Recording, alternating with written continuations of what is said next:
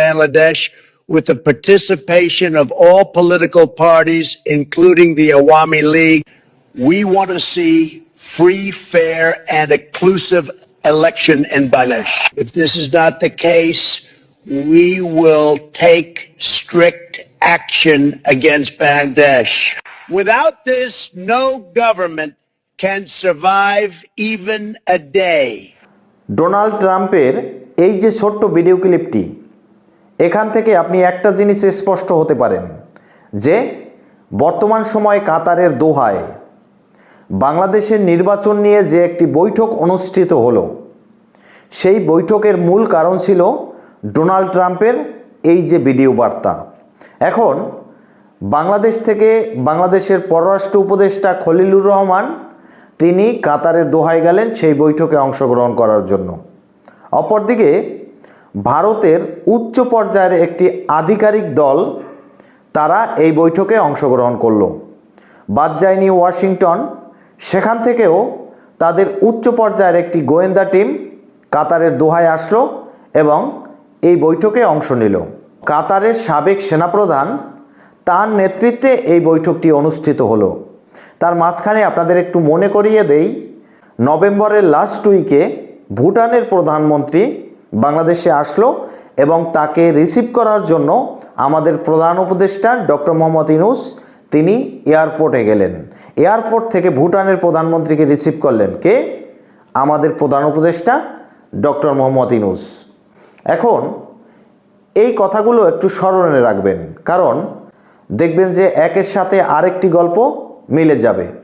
এখন আসি মূল প্রসঙ্গে, ডোনাল্ড ট্রাম্পের এই যে ভিডিও ক্লিপটি।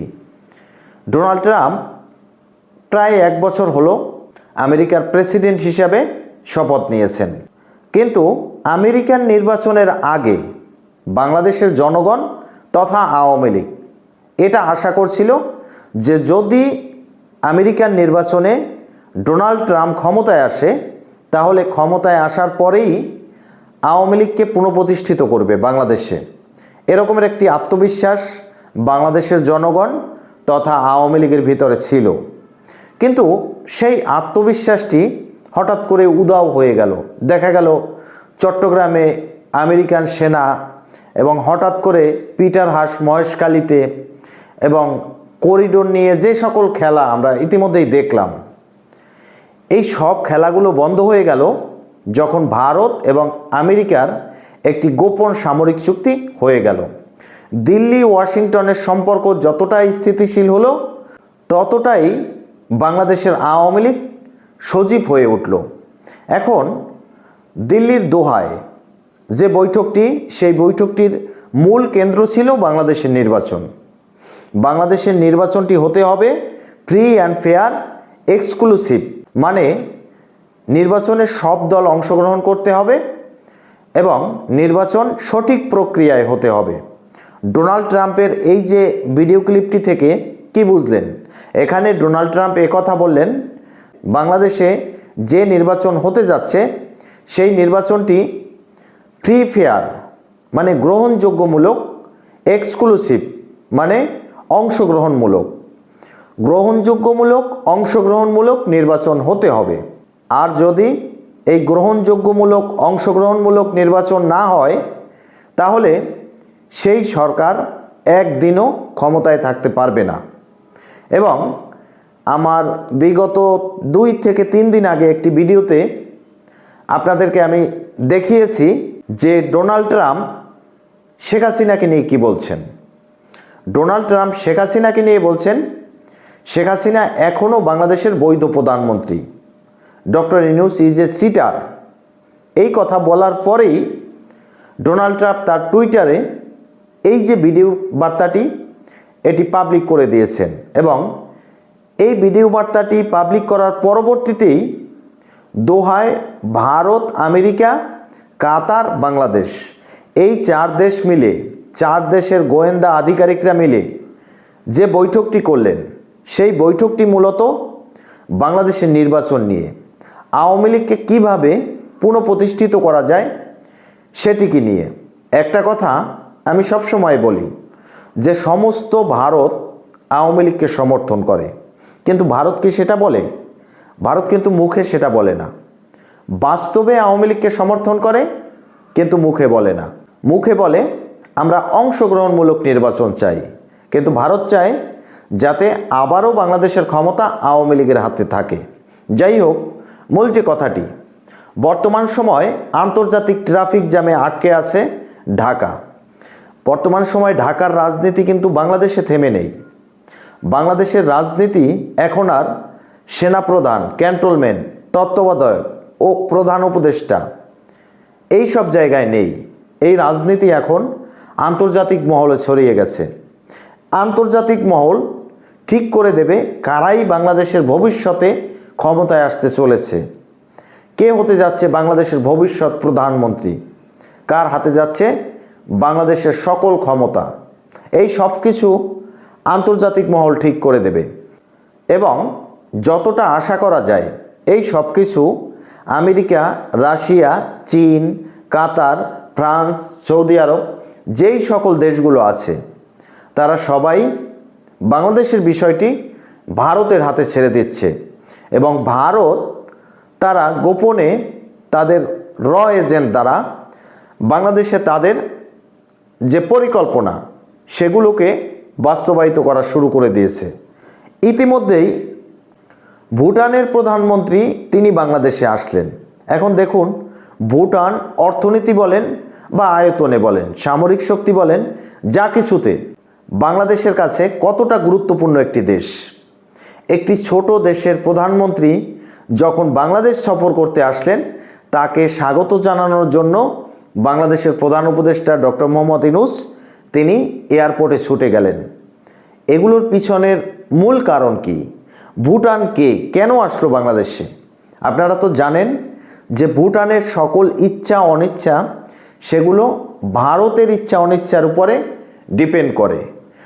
অজিত দোভাল এবং পররাষ্ট্র উপদেষ্টা খলিলুর রহমান তার বৈঠকের পরে ভুটানের প্রধানমন্ত্রী আসলেন ডক্টর ইউনূসের সাথে বৈঠক করতে। অপরদিকে কমনওয়েলথের একটি উচ্চ পর্যায়ের টিম তারাও বাংলাদেশের নির্বাচন নিয়ে প্রধান উপদেষ্টার সাথে যখন বৈঠক করলেন, এই সব বিষয়গুলো সরকারের প্রেস উইং তথা বিভিন্ন গণমাধ্যম থেকে কোনো কিছুই জানানো হয়নি এবং খলিলুর রহমান বাংলাদেশে ফিরে এসে তিনি কোনো প্রেস বিজ্ঞপ্তিতে একথা জানাননি যে অজিত দোভালের সাথে তার কী ধরনের কথাবার্তা হয়েছে বাংলাদেশের নির্বাচন নিয়ে, আওয়ামী লীগকে নিয়ে। এই কথাগুলো কিন্তু এখনও খলিলুর রহমান জানাননি এবং এরপরেই হঠাৎ করে তিনি 25শে নভেম্বর কাতারের দোহায় ছুটে গেলেন। সেখানে ভারতের উচ্চ পর্যায়ের আধিকারিক, আমেরিকার উচ্চ পর্যায়ের গোয়েন্দা টিম, কাতারের সাবেক সেনাপ্রধান এবং আমাদের খলিলুর রহমান তাদের ভিতরে কি বৈঠক হলো সেই বিষয়েও তিনি কিন্তু কোনো খোলাসা মন্তব্য করেননি। এমনকি সরকারের প্রেস উইং থেকে সেখান থেকেও আমরা কোনো কিছু শুনতে পাইনি। অবশ্য আমাদের প্রেস সচিব ডাস্টবিন শফিক ভাই তিনি একটি কথা বলেছেন প্রেস উইং থেকে, যে ভারত সাবেক স্বরাষ্ট্রমন্ত্রী আসাদুজ্জামান খান কামালকে বাংলাদেশে ফেরত দিচ্ছে। কি জন্য ফেরত দিচ্ছে? ওই যে আন্তর্জাতিক অপরাধ ট্রাইব্যুনালসে সেখানে যে আসাদুজ্জামান খান কামাল এবং শেখ হাসিনার যে ফাঁসির রায় হয়েছে, সেই ফাঁসির রায় একজনের উপরে কার্যকর করতে পারবে, সেটা হচ্ছে আসাদুজ্জামান খান কামাল। এমন একটি বক্তব্য সরকারের প্রেস উইং থেকে আসছে। এখন যা কিছু উল্টাপাল্টা ফালতু কথা এগুলোই সবসময় শফিক ভাই আমাদেরকে শোনায় এবং যা শোনায় তার সাথে বাস্তবতার কোনো মিল খুঁজে পাওয়া যায় না। যাই হোক, ওটাই বাদ দিলাম।